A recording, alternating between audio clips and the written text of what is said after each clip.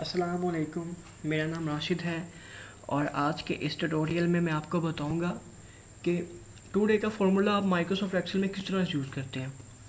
तो यहाँ पे मैं किसी भी बॉक्स में आ जाता हूँ। इक्वालिटी के साइन से फार्मूला शुरू होता है, वो आप सबको पता है। टुडे ब्रैकेट शुरू और क्लोज, इसको मैं जब इंटर करूँगा तो जो आज की डेट होगी वो डेट यहाँ पे आ जाएगी। ठीक है, आज 28 अगस्त 2015 है। यहाँ पे आप इसका स्टाइल चेंज कर सकते हैं डेट का। यहाँ से मैं नंबर में आया, नंबर से डेट में गया। यहाँ से आप कोई भी स्टाइल कर लें जो आपको पसंद है। तो यही फार्मूला मैंने आपको बताना था टुडे का, जो मैंने बताया आपको। तो आई होप कि समझ आई होगी आपको। और काफ़ी अच्छा फार्मूला है ये, काफ़ी यूज़ होता है।